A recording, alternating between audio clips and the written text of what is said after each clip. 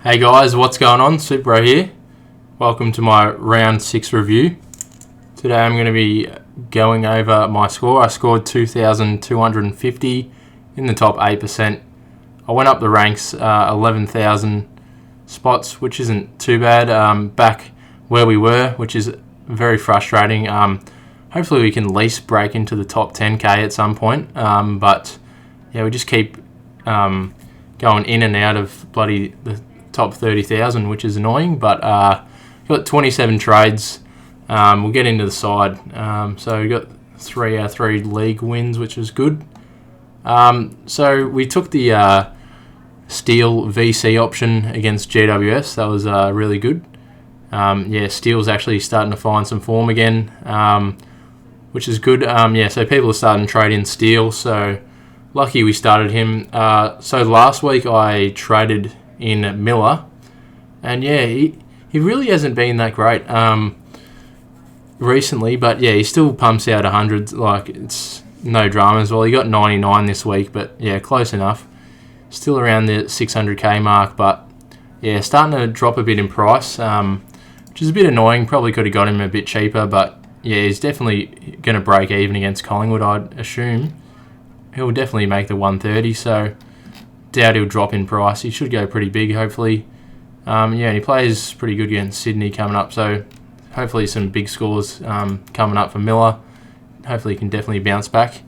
But we'll go over the side. So D1, George Hewitt. Who would have thought that he's actually D1 now? That's crazy. But really good stuff from him. He's really consistent, which we'd love to see. Probably should have started Tom Stewart over Daniel Rich, but you can't really predict these things, I guess. Stewart was a bit injury prone, and he had an injury before the pre-season, so I wasn't sure if I should pick him or not. But Short, he's bounced back. I'm pretty sure he had a bad game last week.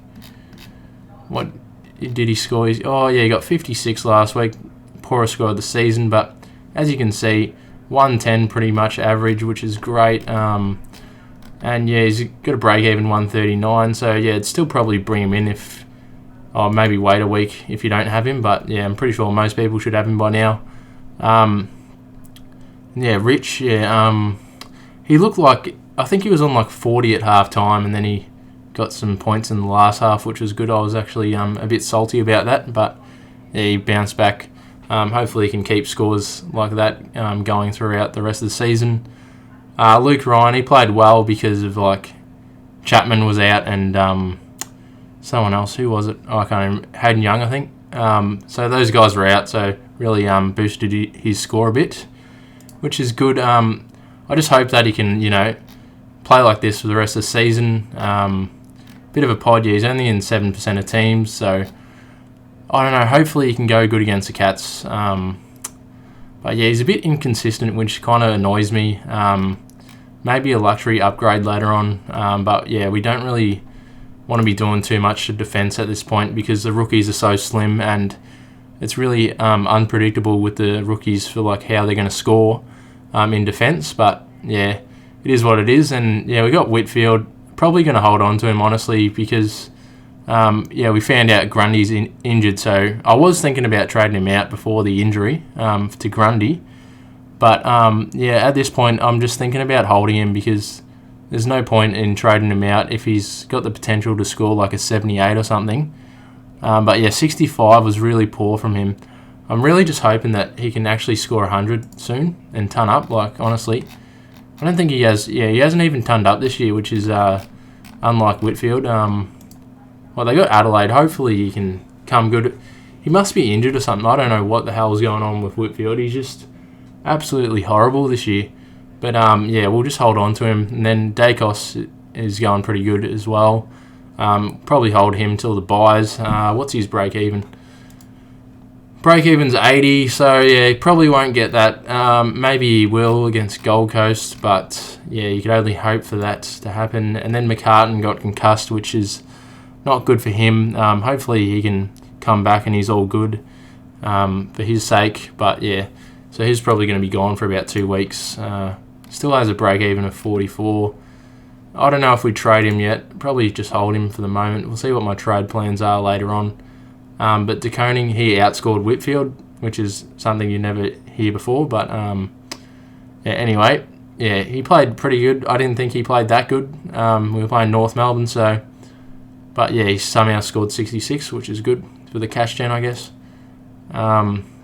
Break even to 13, so yeah, probably hold on to him for a while. But yeah, we'll have a loop in defence now if we hold on to McCartan. But I doubt De Koning's going to outscore Dacos. But anyway, McRae, I was probably going to captain him. But yeah, Lucky Steele went well. McRae got 92, just a bit of a poor game. They lost to Adelaide. Break even 152 now, which is nothing he can't do. Like last time he played Essendon, 154. So probably he will bounce back and break even. But yeah, who knows? Steele, he's going up a lot in price. Break even 107. Yeah, it's not the worst. His scores are starting to go really well now, which is good to see. Love to see it for Steele. And yeah, just a quiet one from Neil. Probably will go pretty big this week against Sydney. Probably his last scores haven't been too good, but he probably will go good, I reckon, against the Sydney's midfield. And then we went over Miller. Bit frustrating, but at least we have him in our side now, so that's all good. Cripps came back from his injury and scored 139, which is unreal. This guy is definitely looking like a top 8 midfielder now. We just got to hope that he can keep it up. But look at these scores; they're just absolutely unreal. Even in a losing team, he still manages to score 139, which is crazy. We've held on to Horn Francis, got 65. Not too bad. I don't know if I'll move him on yet because my midfield rookies aren't looking the best, which is kind of annoying because I've got Ward on the field and he's only scoring 46, and then Rochelli's only got a 35. Hopefully he can bounce back soon. But yeah, we'll just have to hold on to Horn Francis for the moment. Nick Martin, he's been absolutely killing it. I did not expect this from a 102k rookie. Break even of 2, got heaps of money to make, so we'll hold on to him for a while. Probably try and get him to M8 sooner than later, but yeah, probably need to get more midfielders in just so I can get the rookies off the field. But I don't know. Hopefully Dylan Stevens can come back this week, sorry. But yeah, he's been out for a couple of weeks now. Kind of annoying for the cash flow. Hopefully he comes back this week. I think, Sydney were down, was it the third quarter, and then they came back and won. I was really hoping that, they lost and they brought in Stevens, but all good. Hopefully he comes back this week. So Grundy scored pretty well, actually, 129, which is good. And he got injured, so he's going to be out for 8 to 12 weeks with a knee injury, so that's a bit of a stitch up. But it's actually ideal for my situation because I've got Bruce and Witts, and we got to get in Hayes. So I keep forgetting to bloody zoom in there. Hopefully you guys can see it a bit better now. But yeah, Grundy. It's unfortunate for the Pies and Grundy himself, but it's actually pretty good for me, to be honest. Allows me to get in a Clary if I want to, but I'm still not 100% certain on my trade plans as of such. But Witts absolutely killed it. What's his break even? His break even 77. I don't know why he's only projected to go up 10k, but he should go really big. Actually, he's playing Collingwood with no Grundy. Could be a VC option. When do they play? Captain option maybe. But yeah, that could be the ticket actually. But yeah, I was looking at the players. I think he's second under Gawn, so hopefully we can get Gawn back in terms of points, who's got the most points. But yeah, we'll try and get Gawn back in eventually, but I don't think we should do it anytime soon. Even though he is going up a fair bit in price, and I think he's got a good lineup, he'll probably go up to 700k.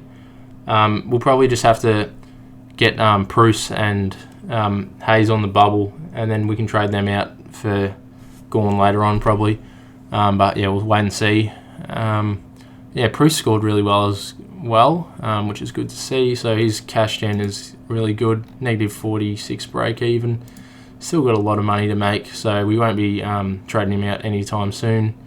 Dunkley scored really well, nearly pushing the 600k mark, got 142. Yeah, I had a feeling he might go pretty big, but yeah, it's hard to predict like who's going to go big from the doggies because there's so many good midfielders. Will Brodie, he's starting to look like a bloody premium in the forward line at this point. Still got a low break even, so we'll hold on to him. Butters really had a stinker. I believe he had gastro or something, so maybe that affected his score. Maybe he wasn't feeling too good, so they put him in the forward line because Connor Rosie took his like midfield spot, I'm pretty sure, and he scored really well. So hopefully Rosie doesn't keep playing in the midfield, but they probably will. Wait, was it? Was this last week? Was Port's first win, wasn't it? Yeah, so they won. So maybe they will keep Rosie in the bloody midfield. I hope they don't. Hopefully Butters can get some more back into the midfield and get his minutes up. But who knows? Then Cornelio, yeah, it's good stuff from him. He's got a 96 average, which is great. Really bounced back from a couple of years ago when he was playing pretty poor. Cherry went pretty average, got a 68, which isn't the best. They played the Cats, that was right. But yeah, I was a bit surprised that he didn't go better than that. But yeah, plays Carlton this week, so they've got no ruckman. No point in trading him out anytime soon either. Still has a bit of cash to make. We might as well hold on to him for a while. He's a good rookie to field on, obviously, the field. But yeah, and then yeah, Dixon's injured, which is annoying. Wonder when he comes back. I think it's like 2 weeks away or something. But Hayes got 16, which is actually a better loophole than Durden. I was absolutely mad because I was like, how come I can't put Durden on the field? And I had to take the loophole option for Steele because I didn't have any other people that weren't playing. I wasn't sure about Stevens if he was going to play, but he had the yellow, like the orange marker on him for the emergency, so I wasn't going to risk it in case he was like the medical sub. But yeah, it turned out that Hayes actually outscored Durden, which was pretty embarrassing. Hopefully Durden doesn't get dropped this week against North. I'll probably look at trading him out next week. Just got to pray that he gets another game. And then yeah, Hayes is out for the season now, which is really unfortunate. Hopefully he gets a new contract with the Saints. But yeah, he looked really good at the start of the season. But yeah, we'll go over my trades. So zoom out a little bit. So we obviously have to bring in Hayes. So we'll go to bring in Hayes. Yeah, he's got like a negative 90 break even, I believe. So yeah, just another bloke who's going to make a lot of money for us. Wait, did I activate the? Yeah, I activated the trade boost. So we'll trade out Grundy. He's gone for 8 to 10 weeks, so that's no good. We'll trade out Hayes as well because he's gone for the season. And what was I going to do? I think I was going to trade out either a Shelley or Ward. At this stage, I might trade out Ward because he just hasn't been like as good as they promised. I don't reckon. Like he's been hyped up a fair bit. Probably bite me this week. He'll probably come out and score really well, but it's just really frustrating. You pay up for a rookie at the start of the season and he doesn't perform. But yeah, he's a young kid, so not really too mad about that. But yeah, it is what it is. So I've actually got 2 options here. I'm not too sure what I'm going to do, but what I'm thinking, like this is the obvious one, like bring in Oliver.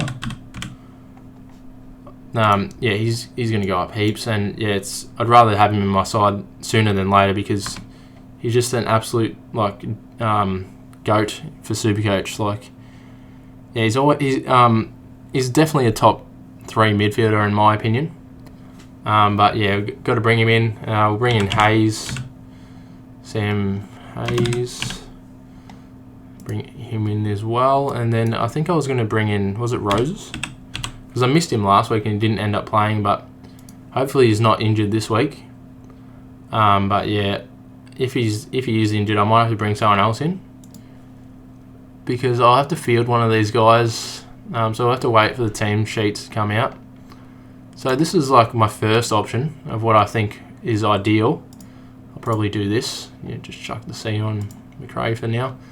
Probably do this. Not the worst. Leaves me with 172k in the bank, which is like I can bring in Oliver now, have like the top 6 midfielders in my opinion in my side, and then leaves me with 172k. So that means I can trade out Horn Francis and Durden next week, and I could potentially bring in like Brayshaw or so on, and then I'd have an absolutely unreal midfield.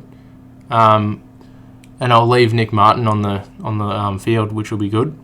It also allows me to hold on to Rochelle for one more week if I trade out Ward, which I feel like he should go pretty good against GWS. But yeah, it's hard to predict these things. But yeah, I'm definitely thinking about this is like the logical decision because Oliver's like a proven premium, so might as well trade him in. Whereas the other option I was gonna not trade in Oliver, which is I'm probably like leaning towards not doing this, but what I was thinking was I was going to go Grundy out, Hayes out, and I was going to trade. I think I would trade out Ward or whoever it is, and we'll bring in Hayes again. Hayes, and then we're going to go for a couple of like mid prices, but they could be premiums in their line. So at this point, it's probably point chasing, but who knows? I was thinking of swinging DeGoey into the midfield, and then I could bring in Laddams because he just scored absolutely. He went absolutely berserk. Scored 164, which is crazy. Oh wait, I don't even have enough money, so I'll probably have to trade out to Rochelle. Alright, what's going on here? I have to reset it. Bloody hell.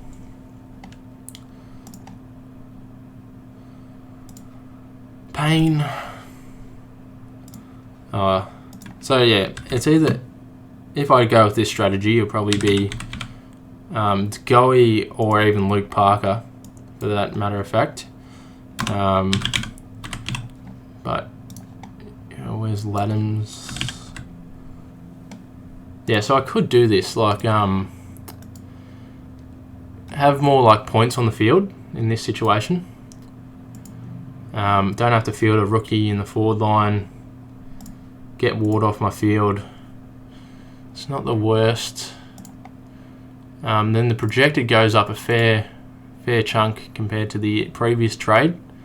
But then it's like, who am I going to trade out next week?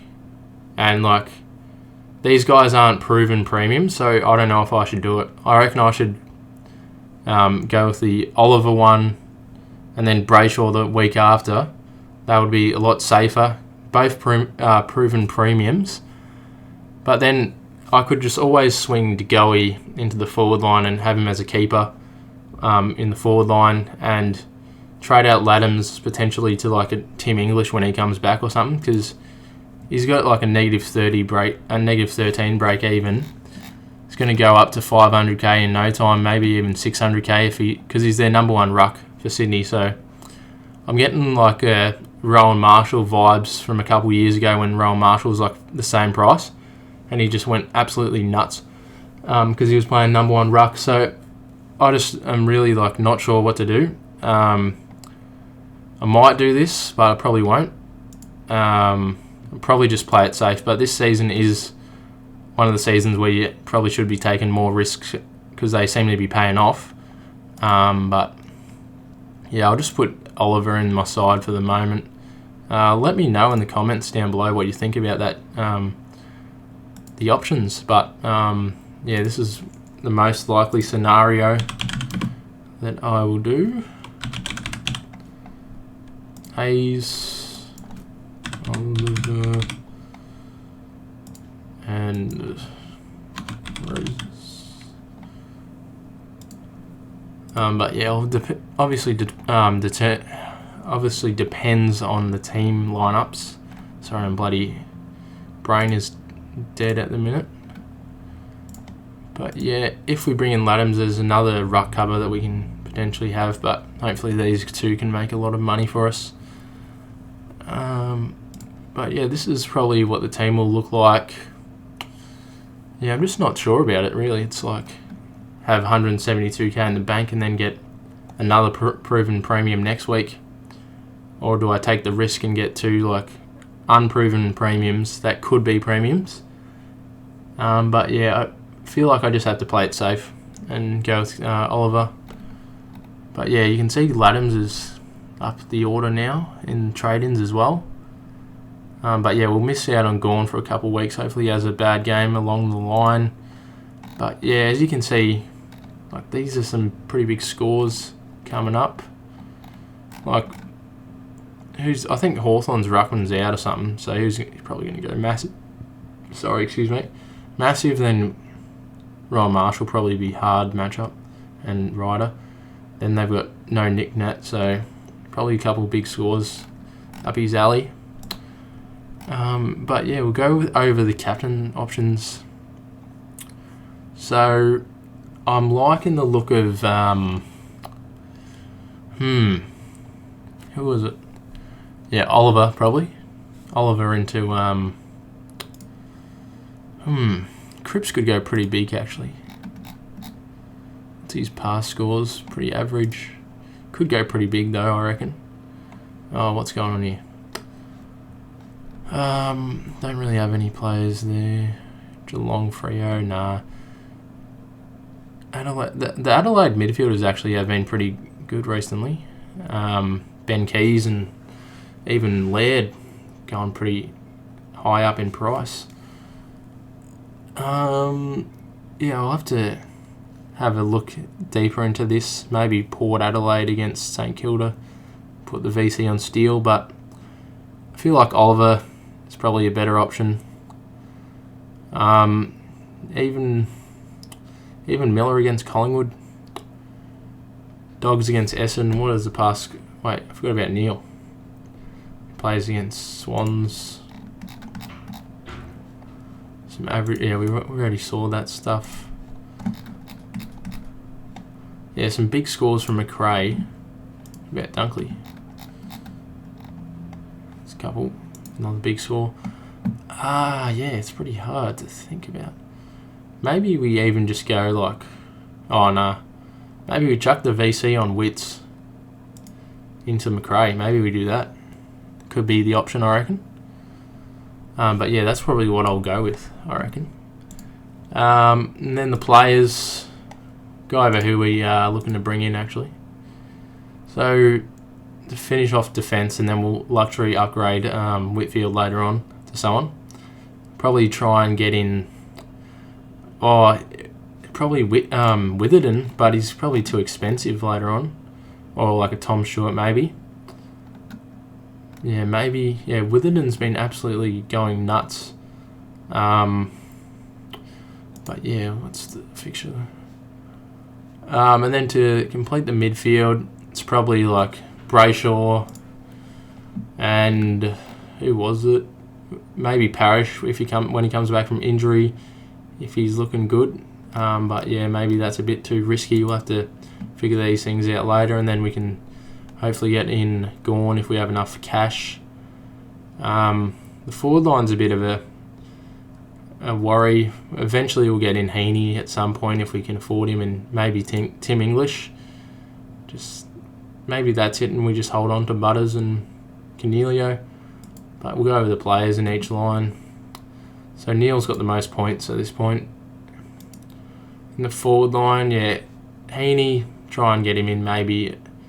Heaney's one of those blokes who just plays like pretty garbage all day, and then he comes out and scores like absolutely, like he comes out and he scores well. Like it doesn't make sense. Like he has an average game and he still scores 80. So I feel like I just got to bring him in. Parker's another one, maybe De Goey or someone. Probably would prefer a De Goey over these blokes. He seems to be like a full-time midfielder, but Libba, probably not. Yeah, I don't know. Rucks, yeah, just Gawn and Wits. We already have Wits, so we just need Gawn. Midfield, Brayshaw is up there, so we'll try and get him in. But the only thing with Brayshaw is I reckon he might get tagged against Geelong. I reckon they might put Mark O'Connor on him, and he might have a pretty average score, so he might drop a fair bit in price. So they might change my trade plans for next week. But yeah, we'll have to see. And defence, Doherty's looking good. Sinclair's probably too expensive. Houston's like one of those blokes who's been going really well under the radar. What's his scores been? Pretty good scores from Houston, actually, but yeah, I don't know. I just don't trust him. Willardon's just absolutely going off. He'll be at like 600k in no time. Like, these scores are great. The first round was pretty poor. But yeah, hopefully you guys enjoyed the video and your team is going well. Like and subscribe for more content, and see you later, guys.